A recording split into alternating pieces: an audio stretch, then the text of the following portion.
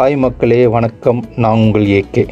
முந்தின வீடியோவில் நாம் அரிசியின் வகைகளை பற்றி பார்த்தோம்.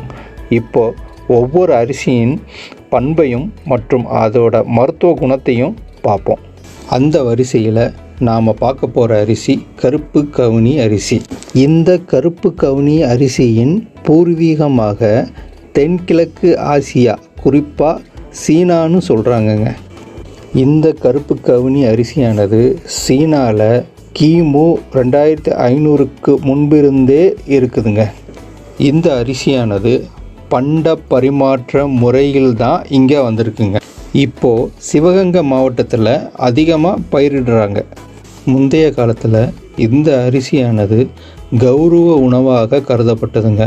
அது மட்டும் இல்லாமல் இதில் நிறைய மருத்துவ குணங்கள் இருப்பதனால அரசர்கள் மட்டுமே பயன்படுத்தணும் அப்படின்னு சொல்லிட்டு மக்களுக்கு இது பயன்பாட்டில் இருக்கக்கூடாதுன்னு சொல்லி இந்த அரிசியை தடை செஞ்சதுனால இப்போதுமே தடை செய்யப்பட்ட அரிசி என்ற பெயர் இதில் இருக்குதுங்க.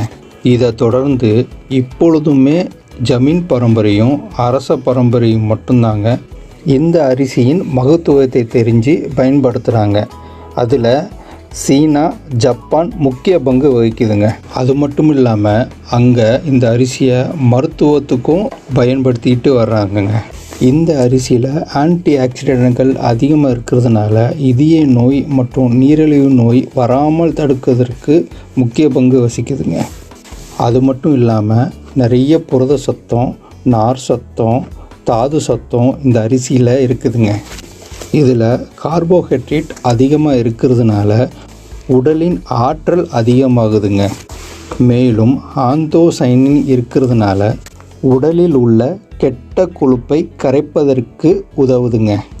இந்த கருப்பு கவுனி அரிசியானது பண்டைய காலத்து உணவாகவும் நிறைய மருத்துவ குணங்கள் அடங்கிய உணவாகவும் ராஜ மரியாதை செலுத்தக்கூடிய உணவாகவும் இன்னும் கருதப்படுதுங்க.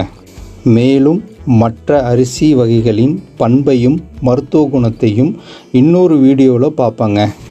இந்த ஒரு சின்னதாக ஒரு டிப்ஸு உங்களுக்கு பயனுள்ளதாக அமைஞ்சது அப்படின்னு நான் நம்புகிறேங்க. லைக், ஷேர், சப்ஸ்கிரைப் பண்ணிவிடுங்க. நன்றி.